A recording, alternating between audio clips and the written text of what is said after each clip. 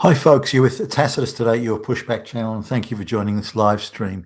In this essay, I'd like to talk about, and many have done this, the parallels between the fall of ancient Rome and the condition of the West today.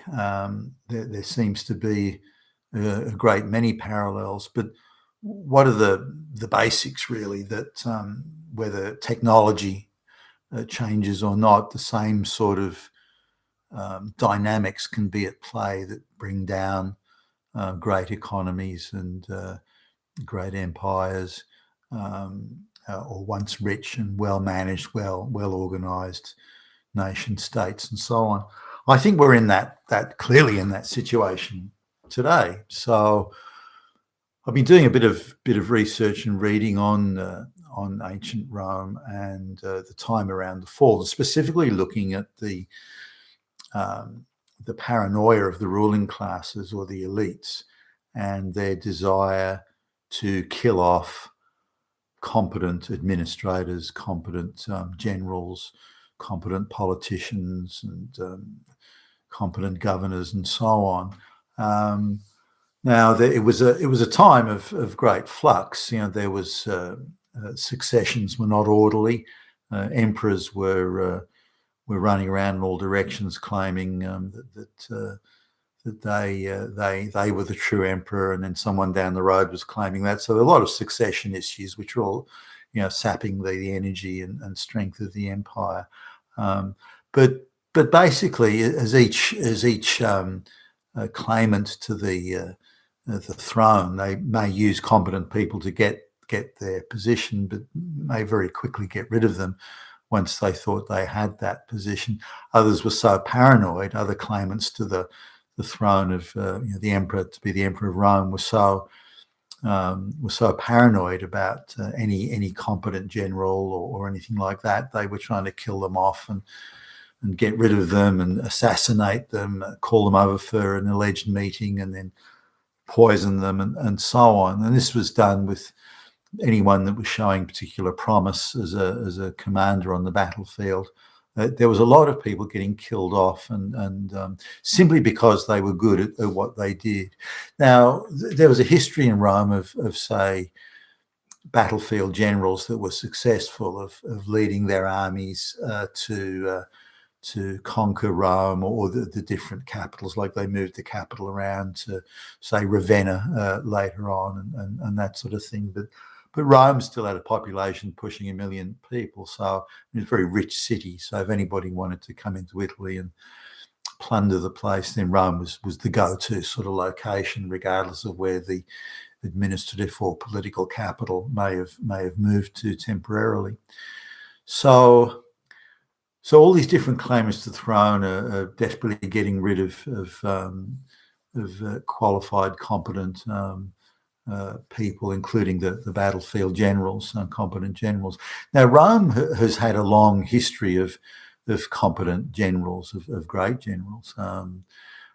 Scipio Africanus and Marius, Sulla, Julius Caesar, of course, is well known, and many other generals, Flavius Silva and so on, that have achieved, sort of incredible things on the battlefield and have been outnumbered, 10, 15, even 20 to 1, and still come up with a battlefield victory. So Rome has always had this idea of very competent generals, or even emperor generals such as Trajan and Hadrian and so on, but or even Vespasian. So this is something that tradition of public service, of generals, of leading the army, of serving the Republic of Rome or the Empire of Rome. This was sort of gradually lost over time, and the attitude was, well, if anyone's competent, they may be a threat to the aristocracy in some way, or to the throne. So it's better to kill these people off rather than run the risk that they may at some point turn against the elites. So and we're really seeing this in the West today. This desire to dilute competence and dilute merit, to really attack merit and crush it, so that the merit is no longer an issue at all. In fact, the only merit left now is are you furthering the globalist project? So merit is when a Black Lives Matter or Antifa mob go burn buildings down. That's now the meritorious behaviour, and whereas anyone that might stop them is Hitler. So we see this dynamic at play in Rome, and we see that the elites increasingly have lost faith in the idea of the republic or the empire and so on, and they're just really, by sort of 350, 360 AD, they're really just in it for themselves. And there's only, between sort of 350 and say 460 AD, that 110 years, you're lucky if there's even half a dozen competent generals during that time. Aetius being one of them. And again, these generals are very keen on establishing political power as well. They're not simply performing a service for the empire. They want their piece of action. Now, here's something sort of, the Romans still had the at least the basic infrastructure for fielding one of the best quality armies in the world, certainly in terms of technology and the equipment they had, the training, and so on. So they had that infrastructure there, the recruitment and the like, and yet very ordinary barbarian generals with far less technology, with unruly mobs of barbarian soldiers that were, maybe partially trained, even if the generals like Alaric and so on had served with the Romans in various battles, and so had become, at least familiar with how the Romans went about things. Even some of the very mediocre generals, or even just barbarian goons, were able to defeat, one Roman army after another. Now, this was an unthinkable thing sort of years previously. Any sort of even modestly competent Roman general could defeat nearly all the adversaries they had, unless there was an exceptional general like Hannibal or so on that could field an army against them. But Hannibal was an exception. He had a superbly trained and drilled army, and himself being a truly brilliant general. So the Romans were losing that martial spirit, that desire to serve and to win and so on. And we're really looking at what's in it for me. Why should I risk anything less? There's something in it for me. And the elites were very much, why should we serve the people or the populace? Why don't we just get and take what we can while we can? And we're again seeing this amongst the globalist elites in the West. The corrupt backroom deals that are happening to give them monopoly and oligopoly business and cozy government contracts to make them rich overnight, accepting outrageous bribes from China and India and elsewhere to enrich themselves, and just losing, they've lost all confidence or all desire to even have any confidence in the West. And this was in the Roman situation as well. Now, the Romans would try and say to the barbarian hordes, why don't you come and work with us as part of a partnership with us and keep order and stability and so on. Now, in some cases, the guys like Attila the Hun and Alaric the Goth and so on, they would cut deals, but the Romans weren't. The Roman elites weren't shy about engaging in sort of treacherous, backstabbing behaviour. So sometimes these arrangements and deals would fall over as quickly as they were sort of put into place. So there was this constant palace intrigues, then intrigues upon intrigues, as people manoeuvred for personal position and so on. The idea of continuity, stability, and so on was barely thought about, and people were out, as I say, to get what they could. And the more they did that, the worse things became. The worse things became, the more people were then madly grabbing at what they could before the whole thing fell over, which appeared imminent, certainly in Rome's case, for probably 50, 60 years before it all fell to pieces.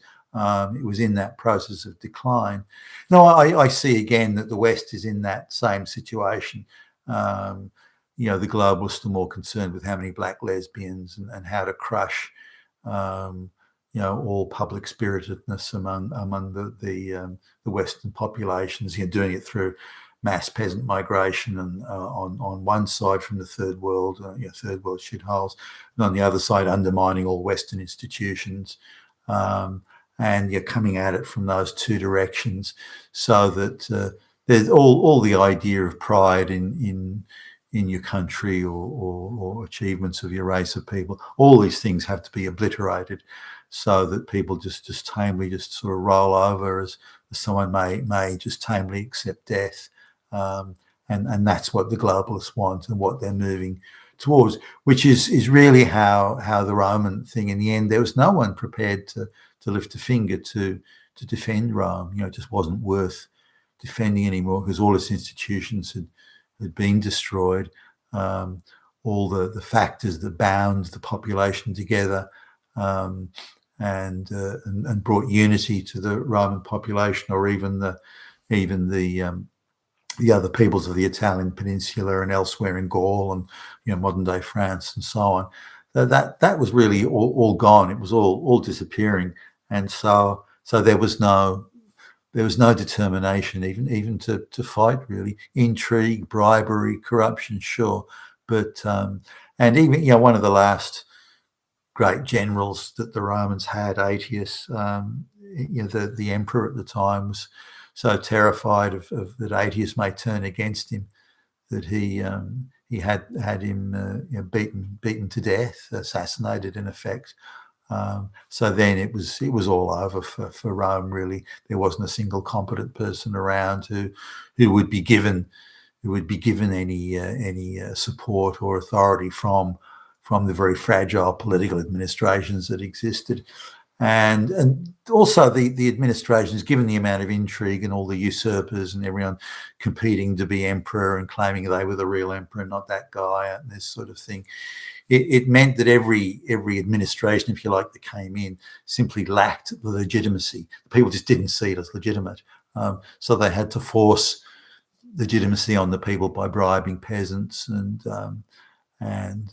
controlling all the information flows, what we see today in the West.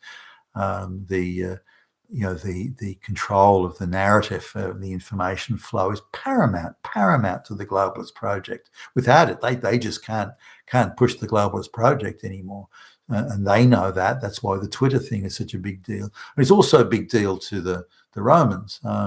These illegitimate administrations, or minimally legitimate administrations, they craved legitimacy, but to do that, they had to kill off anyone that questioned it.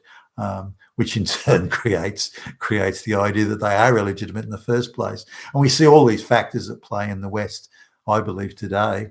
And if it continues, and the trend certainly is that it will, then I think the West is guaranteed the same fall from grace as the West, in this case, the Western Roman Empire did. So, there's going to be things like in 25 years' time, California is going to be a Chinese province, for example, and there's nothing that anyone's going to do about it or really will care at that point. Hey, yeah, who cares? They'll have stacked the Supreme Court of the United States by with black lesbians and so on. So no one will care about the institutions anymore. They'll have been denigrated and undermined to such a huge extent that nothing means anything. There's nothing to unify, bind, or get the people to feel proud or standing together and anything. That'll all have been disappeared, as indeed it was in ancient Rome. You're being a Tacitus today, your Pushback channel, and thank you for listening.